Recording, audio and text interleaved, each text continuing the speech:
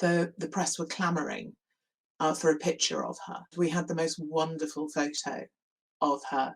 As soon as I showed it, literally within a few minutes, the journalists all got back in their cars, packed away all their equipment and went back. It was because she was black. And I think at that point, that was a really telling, powerful moment for me.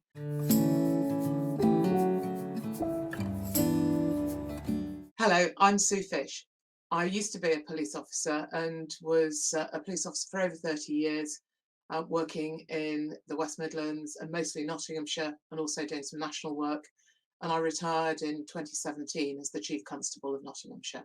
What made you want to become a police officer? Well, when I was looking at heading towards the end of my university time, I was looking at what I'd like to do, and this was the mid-80s. Most of my friends were going into the city, and whilst they seemed to be earning an absolute fortune, many of them, particularly my female friends, were finding their values really compromised, having to entertain clients at strip clubs, and just found the whole environment that they were working in incredibly toxic. And that just didn't sit with my values. And I really wanted to work somewhere where I felt I could make a difference to people, to people's lives, and that very much fitted with my value set. And also, I guess, something that I didn't know whether I could do.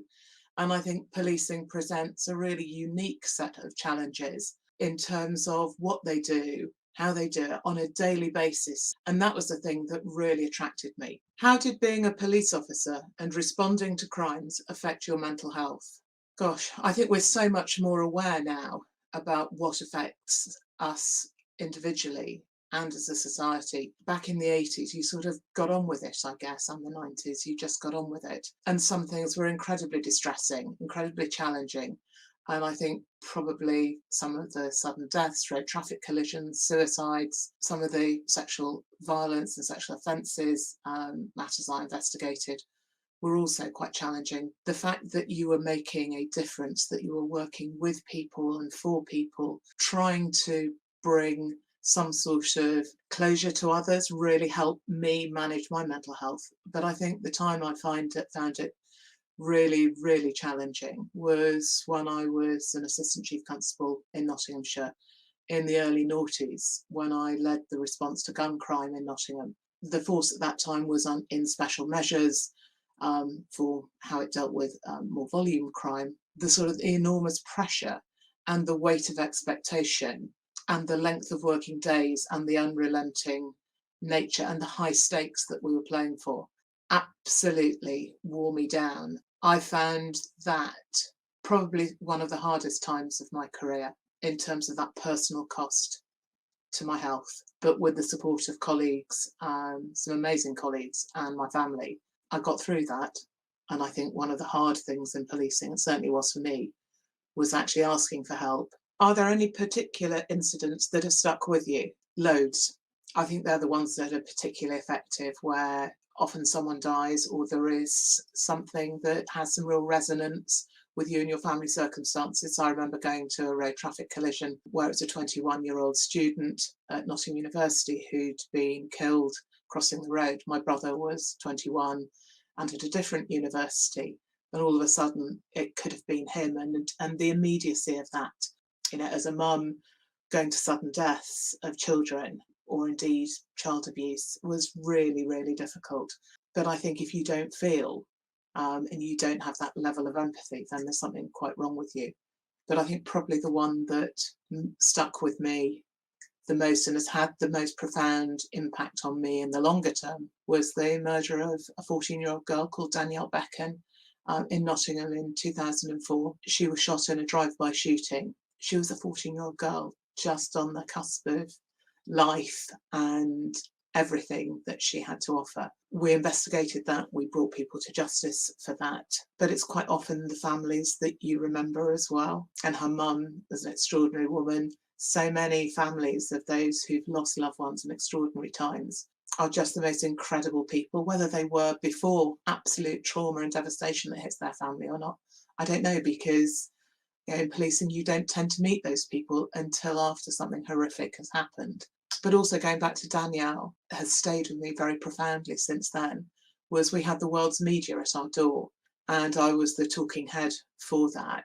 The press were clamouring for a picture of her. We had the most wonderful photo of her, smiling, joyous, full of life. As soon as I showed it, literally within a few minutes, the journalists all got back in their cars, packed away all their equipment and went back. It was because she was black. And I think at that point, that was a really telling, powerful moment for me about where I place value on life and where the media were in terms of the value and media interest and worth of a black life. As a woman who was in the police force, how do you feel about young women feeling like they can't trust the police after events that have come to light in recent years of internal misogyny and sexual violence by police officers? I feel deeply sad, to some extent grieving, because everyone should be able to trust the police. But I guess probably where I've got to is, for the first time in my memory, it is now part of the white community who are saying we don't trust the police, doubting their motivation and how they use and abuse their power. So it's how black communities, communities of colour, marginalised communities, have felt for years, and yet not a lot has really been done about it. It's sort of been, yeah, that's how it is. And all of a sudden now there is something that is seen as even more fundamental and a much wider issue. And I would argue it's exactly the same issue in terms of racism, sexism, homophobia, ableism, you name it. But there are also a huge number of fantastic police officers who work so hard day in, day out. I think the challenge that those decent police officers have is how they cope in the sort of sea of toxic culture that there is, and particularly in terms of how some elements of policing view people who are different to themselves. Is the police institutionally racist? Well, in a word, yes. Policing, as every other institution in the country, has been built on a white male, ostensibly straight lens.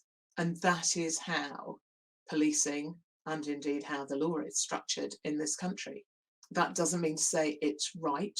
I think what's really important is actually that senior police officers or leaders of civic life more broadly actually have an insight into what this means and then enact policy decisions, process decisions, cultural reform decisions that actually move us forward, rather than just saying this is always where we will have to be. But nonetheless, the basis on which the law of our land, the legal system, Parliament are structurally racist, as indeed they are misogynistic or homophobic. What is your position on the Police Crime Sentencing and Courts Bill? Well, a huge piece of prospective legislation. I firmly believe in the right of our society, our democracy, to have peaceful protest, and is a fundamental part of our democratic process. In simple terms, do I place a great deal of value or support on the elements of additional penalties and, if you like, criminalising many aspects of peaceful protest? And the answer quite simply is no. I mean, the fact that it's inconvenient to a load of motorists is not the right answer. And yet, if we look at violence against women and girls, this government and the Conservative government has virtually decriminalised rape. And understanding the absolute trauma that places, a lifetime of trauma that places on victims. And yet for people who are maybe being disruptive, but in terms of getting their message across, there are a whole variety of existing legal powers that can be used proportionately and appropriately to both enable peaceful protest and to make sure that that is policed appropriately and properly, rather than in some sort of draconian way that mirrors, a dictatorship. What advice would you give to your younger self in terms of being a woman in this line of work? I think probably staying and being true to yourself and your values. I knew my values, but on occasions they sort of got lost in that sort of morass of trying to fit in sometimes. Actually, you don't need to. Be proud of who and what you are. because if you're not, no one else is going to believe in you. So believe absolutely in yourself. Trust your judgment and trust your instincts, because they're based on your own values. But as long as they're law abiding, and have integrity, then trust those instincts and stick by them. And also recognize, I guess, that in doing so, that's hard. It's much easier to take a line of much less resistance, but not being afraid to stick up for yourself again and again and again. It shouldn't have to be necessary, but actually it was. And don't be afraid to do it. During your time as a police officer, was there ever a point where you had to sacrifice your own personal values for the sake of the job?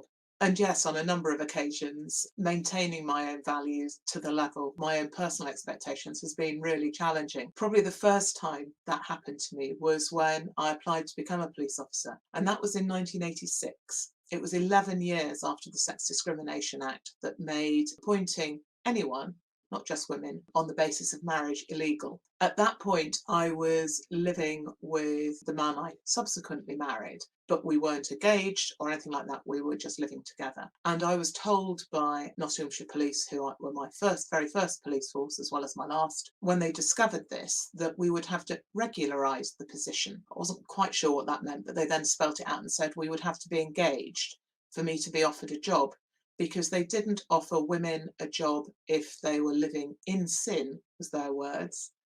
But I couldn't be married by the time they offered me a job, so I couldn't sort of head straight down to the local registry office or whatever, because they also didn't employ married women. Married men were great because they would work really hard, do overtime, because they were keeping a wife and probably children at home. But obviously women would probably go off and have babies and would be completely unreliable, was as it was explained to me. If I was just engaged, that would be okay. I thought this was appalling. Obviously not so appalling that I thought I can sort this, because I wanted to be a police officer.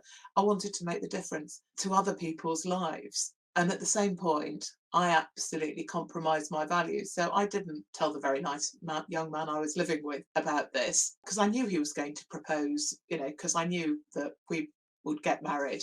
So I went back to the recruiting office a couple of days later and said, yes, absolutely fine. How does May the 30th next year grab you as a date to get married? And they said, oh, that's absolutely fine, marvellous, go and continue the process. And let me just say, we've been married for almost 35 years now, so it's worked out okay. That level, I guess, of personal compromise, now I look back and absolutely cringe. Was it worth it? Yes, I was offered the job. Yes, I had the most challenging, rewarding, frustrating, demanding, devastatingly awful career, but I also have an amazing husband and family. In your experience, how reflective of the police force are the revelations that came out about officers at Charing Cross police station? Very sadly, I wasn't surprised when I read those revelations. I think they could have happened and are happening at many police stations up and down the country. And I say that with a really heavy heart, because this is a service that I worked in for over 30 years and does the most amazing good day in, day out with some brilliant people. But unfortunately, there are some there's some people who are deeply unpleasant, often very manipulative, often quite charismatic and influential. They have no place at all in policing. And the fact that this happens, and I think that the Met has had some fairly unrelenting focus, but this is an issue for policing across the country. How seriously are claims of misogyny or racism in the police service taken by the upper echelons of the police? It probably depends on the individual, if I'm really honest. I'd like to say 100% incredibly seriously, but I think even when it's taken seriously, it is generally seen as a one-off, as an aberration, or, to use that dreadful phrase, a wrong un. And actually, it's not that at all. Policing attracts individuals who are attracted by the power, the status, and the opportunities that there are to abuse that. Police officers work on their own. most of the time with very little supervision. They have access to vulnerable people. They disproportionately police communities of colour. That enables sort of stereotypes to grow, to manifest, and to just then affect language and behaviour. And in a culture that sort of normalises that sort of attitude, I think it's seen as, well, that's just, it is that one-off. It's not seen as that culture. And certainly, going back to the question, the upper echelons, so the senior leadership of the police service, it's a very long time since they were on frontline duty. They might go out on patrol once a week, once a month, once a year. But actually, it's a bit like when the Queen goes and looks around places. She probably thinks everything smells of fresh paint. Everyone makes an effort when the Queen turns up. When the chief constable or the commissioner or someone like that turns up, they make an effort. Everyone's on their best behaviour. And also, no one tells you, or very few tell you what you need to know. They tell you what they think you want to hear, which also will make them look good. I guess I speak from very painful personal experiences. When I was a serving officer, I brought in a whole range of different things that I thought were addressing some of these issues, addressing fundamental issues around sexual exploitation, sexual corruption by police officers of vulnerable victims, of bringing in misogyny, hate crime. But actually those were just sort of hit bits, because I don't think I realised until I was out of that organisation, that system, about how much it influenced me, even though I was sort of quite extreme in terms of my recognition of some of the worst aspects of the culture of policing. So I think lots of people quite simply are in denial. They make the right noises. They might individually have the right values. They might say the right words, but it's about following through with actions. What do you believe the Met needs to do to regain public trust? Gosh, how long have we got? Well, I think first and foremost, the leadership, and that's not just the Commissioner, but led by the Commissioner, but consistently through the leadership team across the Met, is to acknowledge the scale and the impact of misogyny, of racism, of homophobia, of corruption, and actually then set out a really visible plan of action, which actually means doing something, but a huge plan of action, which is driven in every part of policing, across every part of policing. And so I think we need a complete rethink about how we recruit, how we train, and how we reward and how we punish. But actually we need to change the culture. And to do that, that needs really radical change. And I'm just not sure the leadership of the service is really up for radical change. What was your favourite thing about being a police officer? Oh gosh, what a question. Probably the difference that I was able to make to individuals, whether it's, and she probably won't see this, but an officer who transitioned, and the support I was personally able to give her, as well as policy change. Things around being the first menopause-friendly police force and making a real difference to women and indeed men in understanding the menopause and what that means. I think the difference that bringing misogyny, hate crime in did, and the difference that that's now having across the country. So I think it's both a very personal touch in terms of my immediate relationship and difference with people. And I guess in some ways also the difference they made to me. And then that sort of, more macro picture in terms of, I guess, how your leadership touches people that you never will meet, and hope that it makes a difference for others. And that has been, as I say, just an enormous privilege. Well, thanks very much for asking those questions and posing them to me. They were really brilliant and really made me think long and hard about various aspects of my career and what my experiences as a police officer and subsequently. So thank you very much.